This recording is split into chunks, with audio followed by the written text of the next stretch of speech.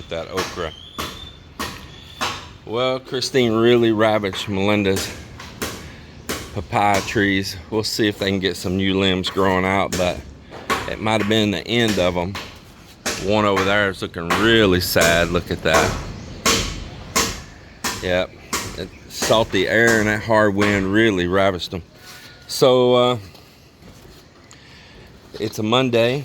It's beginning to a new work week.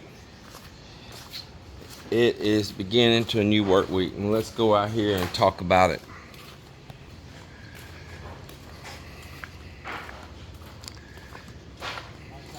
Good morning.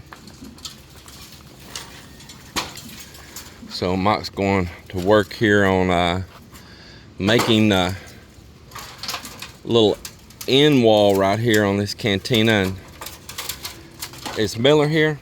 He out the cow, or he here? No. Maybe he's gonna go hide and go sleep hungover. Is Joel alive also? Huh? Wow. I thought you're gonna be upside down pee-pee.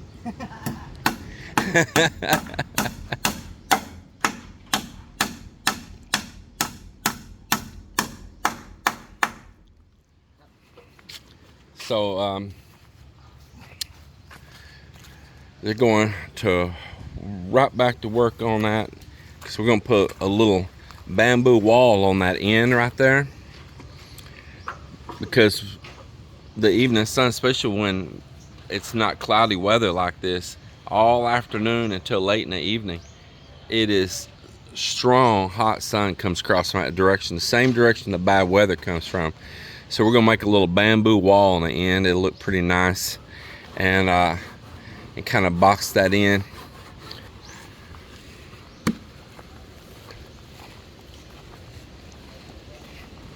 So we got the top of the roof lashed down now, so shouldn't be blowing up a nipah again next time. So hello everyone, good morning. So this is all the eggs, from our Rhode Island Red that we gathered. So I think today I'm decided to go incubate, because it's already complete to put in the incubator. So good luck.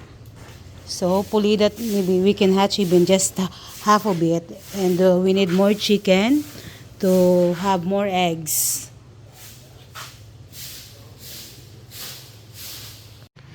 So these guys are filling this on up.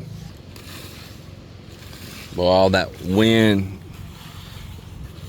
wreaks havoc on all the trees. It's just part of it. It's a cycle here.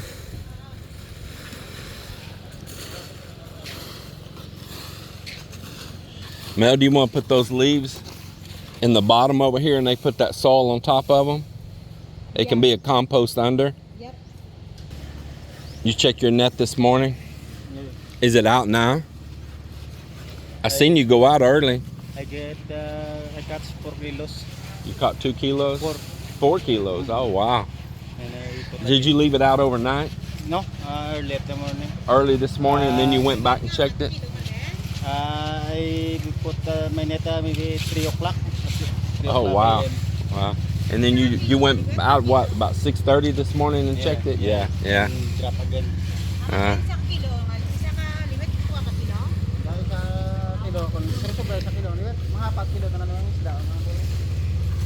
So the guys are back to work here again. I had some leftover random pieces of sheet metal that had been stacked aside, and one long nice piece, and we slid it up here, and we slid some little random like 1.5 foot wide pieces I had, and we made a makeshift roof over the top of us, lashed it down with lumber over the top because it's just temporary, and that way the guys can still work without being so direct in the rain.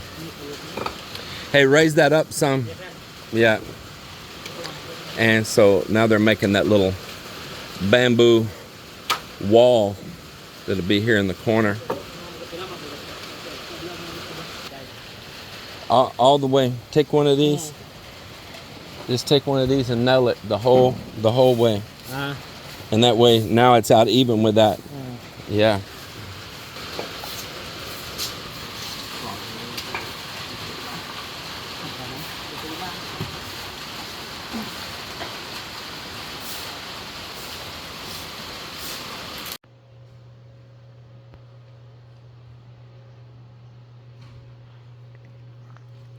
So I want to cover with you guys a little bit about what I eat all the time. So I'm maybe a little humdrum, a little boring, because I kind of keep on a strict diet. What I do is I'm not just like doing that straight hardcore carnivore, but it is pretty low, pretty much a keto diet. I still eat just a lot of meat, some cheese, and dairy product. I've cut down my milk intake to what it was. I've lowered that down. Nothing wrong. I wouldn't have no problems or anything. I'm just trying to cut back more on other things. I don't want to be 100% dependent on nothing.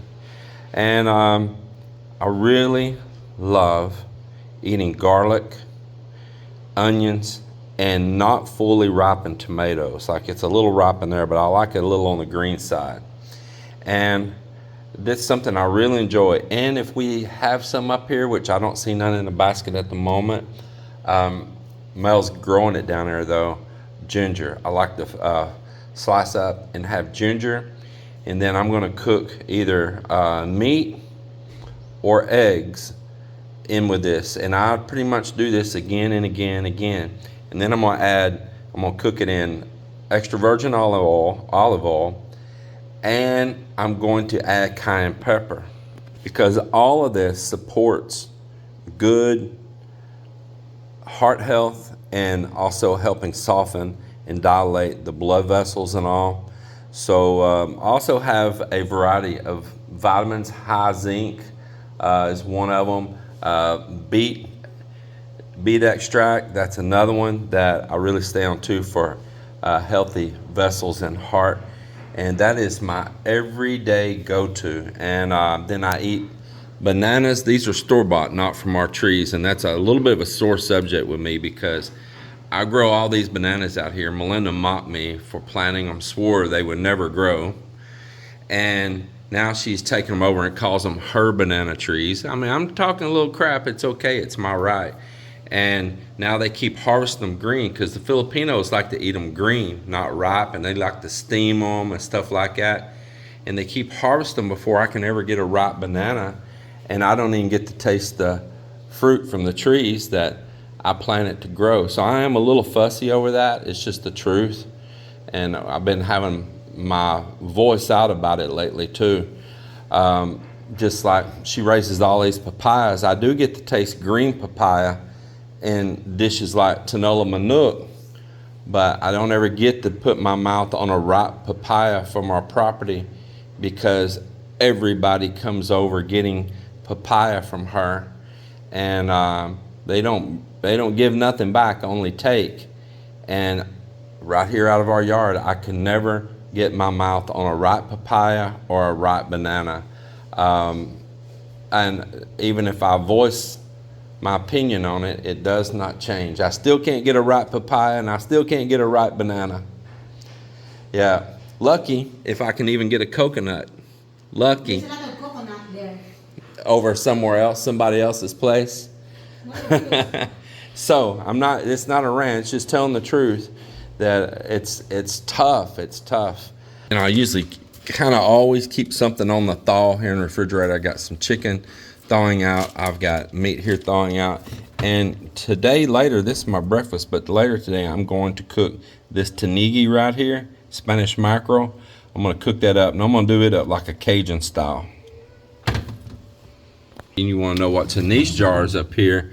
This is pickled green papaya that Mel will shred out, and they'll go through a pickling process, and it actually tastes very delicious. This pickled papaya, I don't eat it real often, but it does taste very good. I do like it.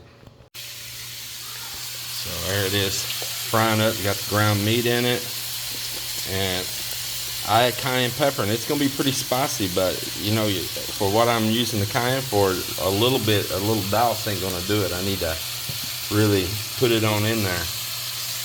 Some people can't eat it, some people, the heat unit on it, the hotness, it just gets to them. But me, Mel, even G-Li, we really like spicy food. In fact, a lot of Melinda's family is really into spicy food, which I'm glad, because others I've been around here in the Philippines, man, they will go nuts if you give them spicy food. But then they'll put those really hot chilies in food. So I'm like, okay, whatever. So I'm just gonna cook this up. I normally don't cook in this wok right here because I don't like the coating. The guys are down here keeping on it. The weather cleared up and they are a bamboo, and look at that, man. Looky. Yeah, once we get the permanent roof over that, I'm gonna have a flashing for all of this done. If I have to go bend a sample and take a sample to them and get them to bend those for me on a break.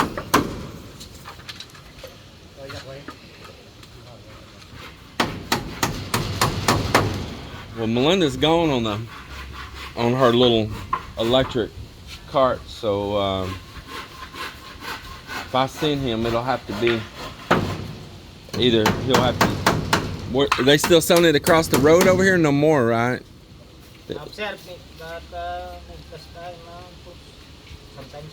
Yeah. We'll get some here in a little bit. We'll get some. There's that coffee cup. I knew I left it out here. Yeah, we had to take down Mel's papayas. The wind done ravaged them and the fruit. So, but new ones will grow because these are not like a permanent tree. These are more like a plant, and kind of like a banana, man. They just grow fast, have a short life. Just thought I'd come out and see what's going on. They need me to point out a couple things to them. They came upstairs and got me, and we need to get some bamboo. Well, it's the end to another work day. Our friends Jean-Pierre and Lerna came and hung out for a while. That was enjoyable, and hung out with us, one of the boys who are working and all too.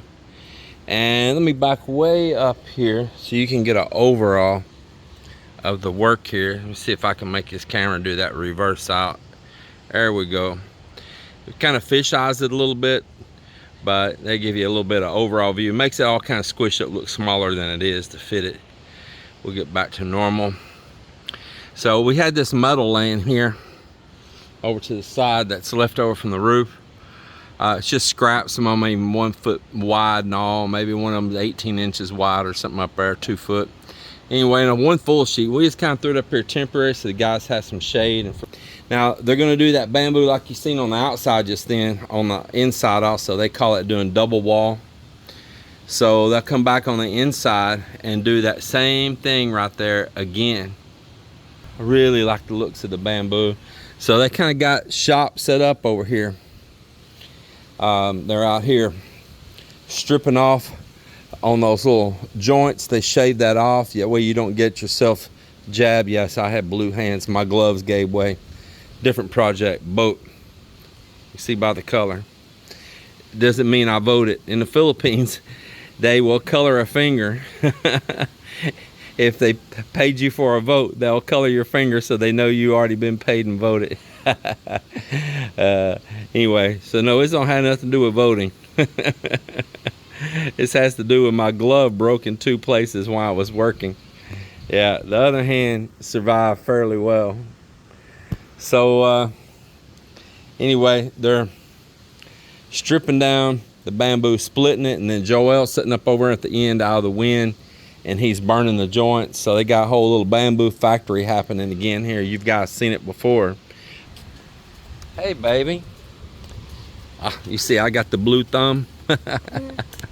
Always my kiddos. So you all ask about where the other twin is, like we abandon and don't love her, but we do love her. And she stays over at her mom's, right? Yeah.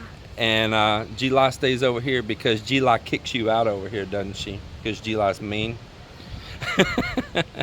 Actually, we want G-Li and Leica both to spend more time here soon. Actually, I'm going to tell Leica this right now. Hold on. So what I was just telling her, because some of you inquire about this, so let me give you some private life information.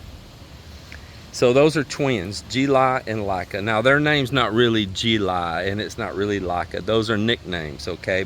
It's a play off words off of their real name. So they, as I said, are twins. They're not identical, but when they were babies and for their first like 3, 4, 5 years, they really looked like they might be identical, but they're not. They're not absolutely identical twins. And they have two total personalities too. Two total personalities. And Gili is very dominant. She is extremely dominant. And so what will happen was is that we were letting both the girls be over here, and we bought that bunk bed and that big closet and everything in that room because we were okay with both the twins being here. But the problem was, I guess that's redundant to say both twins, because you would just say twins. Yeah, so we'll just say we was okay with the twins being here. And Gili, without us knowing, when evening time would come, like getting close to bedtime, she would tell her sister that Mama, she's calling Melinda Mama, that Mama said you got to go home, meaning go home to her real mom, you know, and dad. And she would do that, and Laika, being that that's her sister, and Gili so dominant that she just believed her, and we didn't know this was going on. So I'd always go, oh, Laika went home, she didn't want to stay here tonight, and you know, and all that. And Melinda's like, I guess not. And then finally, one time I caught Laika going out the door, and I said, how come you leaving? Because Gili said, Mama don't want me here. And then we kind of scolded Gili for that, and we're telling Laika you can stay, but then Gili was still just giving her hell in the room, you know, just not making her life very peaceful. And I saw what was happening is Gili wanted her own identity, and everything they do is twin. You know, that's got to get old, right?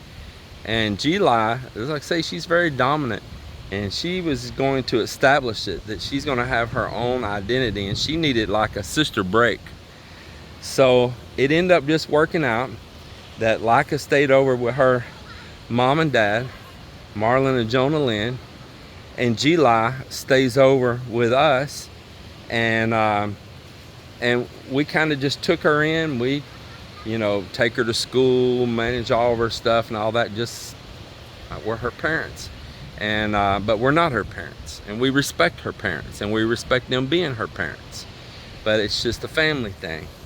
And it gives the kids some space, and they could have their own space and identity. And being that Gili very much has her own personality. Another thing about Gili likes peace and quiet. Did you hear that? A kid that likes peace and quiet, and that's what she loves over here, is she has peace and quiet. Where Laika is a little bit more loud and carrying on and stuff, right? And so that was another conflict right there. So Laika ended up going to a different high school. She's going over to this other high school over where her mom's originally from, and commuting every day to there. And Gili was here at this high school, separated again. And we all thought it was pretty weird. And her mom was behind that, sending her to their old school, where her mom's from school, way off from here in a small school. But Laika's grades are not doing good there. Gili has really good grades. We make her get off the phone. Laika never gets off the phone. Gili, we make her get off the phone. We make her do her things. And there's a difference between these twins also. Gili, when she's on the phone, 80% of the time, she's watching educational videos how they make things, how they work on things, how they build things. She's watching not just somebody wearing fashion, but how they make the fashion, how they do all that. I mean, she watches everything from painting to how something's being built or repaired, she will watch that stuff endless hours. But Laika watches goofy stuff and all that Korean stuff and just that old.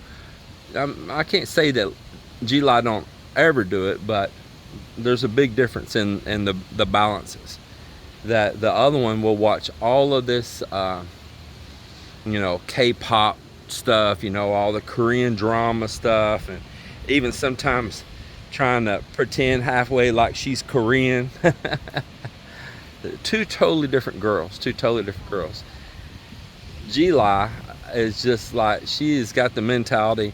I swear, if she was just like if she was mine and Melinda and I, if she was really our child, you know, because she has Mel and myself's attitude. Yeah, she really does. So they pulled her from that other high school and brought her back here. And tomorrow is her first day to be in the same high school as with G-Lai.